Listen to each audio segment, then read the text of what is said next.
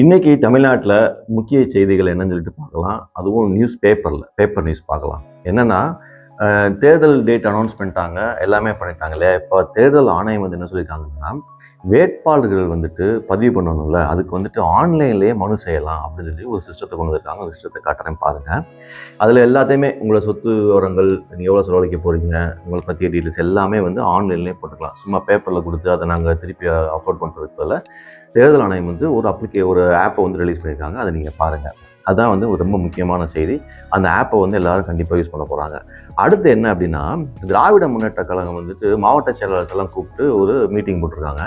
அந்த மீட்டிங்கில் இந்த எலெக்ஷன் டேட் வந்ததுலேருந்து பயங்கரமாக கார்பரேட் கம்பெனி மாதிரியே ஒரு டீல்லாம் போட்டிருக்காரு மு.க. ஸ்டாலின் அவர்கள். என்ன சொல்கிறாரு அப்படின்னா, இந்த தடவை வந்து யார் அதிகமாக வந்து சீட்டுகள் ஜெயிக்கிறாங்க அவங்களுக்கு தான் மந்திரி பதவி. மந்திரி பதவின்னா சீனியர்ஸ் கொடுப்பாங்க, அப்படிலாம் கிடையாது. நெக்ஸ்ட்டு நான் ஃபார்ம் பண்ணக்கூடிய கவர்மெண்ட்டில் வந்துட்டு யார் அதிகமாக சீட்டு ஜெயிக்கிறதுக்கு உழைக்கிறாங்களோ அவங்களுக்கு தான் வந்து மந்திரி பதவி, சீனியாரிட்டி படி கிடையாதுன்னு சொல்லிட்டாரு. அது கொஞ்சம் பயங்கர ஷாக்கிங்காக இருக்குது பக்கத்தில் இருக்கிற எல்லா சீனியர்ஸுக்குமே. அடுத்தது என்ன சொல்கிறாரு அப்படின்னா, ஒவ்வொரு தொகுதியிலையுமே நான் தான் நிற்கிறேன்னு வச்சுக்கணும்.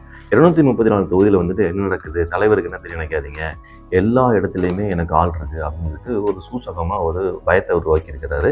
இது நம்ம கார்ப்பரேட் மீட்டிங் நடக்கிற மாதிரியே இருக்குது. நம்ம லீடர்ஷிப் மீட்டிங் நடக்கலாம், அந்த மாதிரி இருக்குது.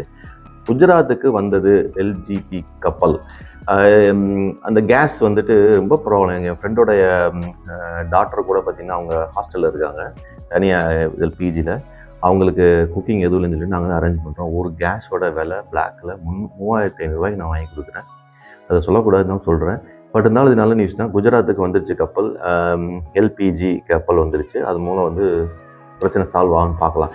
பெட்ரோல் பிரச்சனை கிடையாது, பட் கேஸ் வந்து பிரச்சனையாக இருக்குது. அப்புறம் வழக்கம் போல் என்னாச்சுன்னா, ஆவணங்கள் இன்றி கொண்டு செல்லப்படும் ரூபாய் 1.5 கோடி பறிமுதல். நீங்கள் வந்து 1 லட்ச ரூபாய்க்கு மேலே எதையுமே கொண்டு போகக்கூடாது. கேஷோ எதுவுமே வந்து கொண்டு போனீங்க அப்படின்னா ஆவணங்கள் இருக்கும். ஏன்னா எலெக்ஷன் டைம், நீங்கள் வந்து பணத்தை ஏதாவது கொடுக்குறீங்களோ அப்படின்னு நினச்சிட்றாங்க. ஒரு திடீர்னு பார்த்தீங்கன்னா, எடப்பாடி வந்து என்ன சொல்லியிருக்கிறாரு, அந்த ஆதவ அர்ஜுனா வந்து விஜய் கட்சியிலேருந்து ரஜினியை வந்து ஒரு மாதிரி சொல்லியிருந்தார் இல்லையா? அதை வந்து ரஜினியை குறித்து விமர்சனம். விஜய் கட்சி நிர்வாகிகளுக்கு எடப்பாடி பழனிசாமி கண்டனம். அவரும் இல்லை, நைனா நாகேந்திரன் கண்டனம். என்னடா அது, இவங்க வந்து விஜய் கட்சியோ கூட்டணி வைக்கலான்னு பார்த்துட்டு இருக்கும்போது விஜய் கட்சி நிர்வாகிகளுக்கே கண்டனம் கொடுத்துருக்காங்களே, ஒருவேளை கூட்டணி நடக்கலையோ அப்படிங்கிற மாதிரி தோணுது. தமிழ் சிறுகதைகளின் தடங்கள் நூலை எழுதிய எழுத்தாளர் தமிழ்ச்செல்வனுக்கு சாகித் அகாடமி விருது கொடுத்துருக்காங்க. நிறைய பேர் தெரியாது. தமிழ்ச்செல்வன் அவர்களுக்கு வந்துட்டு ஒரு எழுத்தாளரில் தமிழ் சிறுகதைகளின் தடங்கள் அப்படிங்கிற நூலை எழுதியிருக்கிறாரு. அவருக்கு வந்து சாகித்ய அகாடமி விருதை கொடுத்துருக்குறாங்க.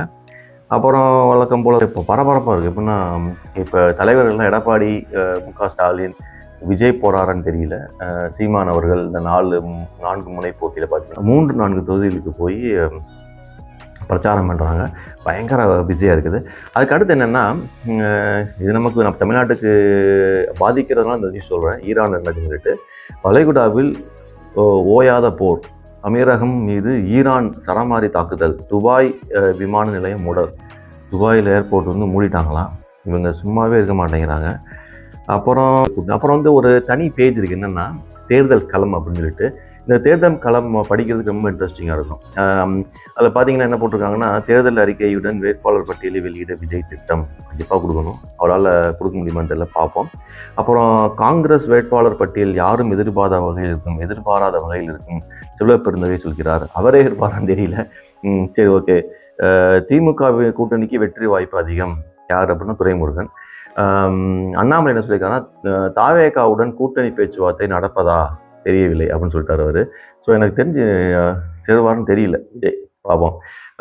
ரொம்ப முக்கியமாக கவனிக்க வேண்டியது முதல்வர் மு.க. ஸ்டாலினுடைய பதிவு தான். திராவிட மாடல் 2.0 அமையும் வரை நமக்கு உறக்கம் இல்லை அப்படின்ட்டாரு. இதில் என்ன ஒரு இன்ட்ரெஸ்டிங்கான டாபிக் என்னன்னா, டெய்லி போடுறாங்க இதுவரை வென்றவர்கள் அப்படின்னு சொல்லிட்டு.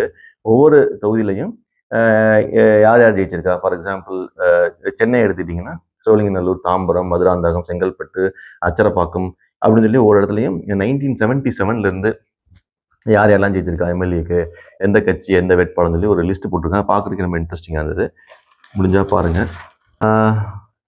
கிரிக்கெட்டில் வந்துட்டு கௌதம் கம்பீர்னு சொல்லியிருந்தார், ஒரு தடவையாவது தோனி வந்துட்டு இந்திய அணிக்கு வந்துட்டு கோச்சாக இருக்கணும் அப்படின்னு சொல்கிறாரு.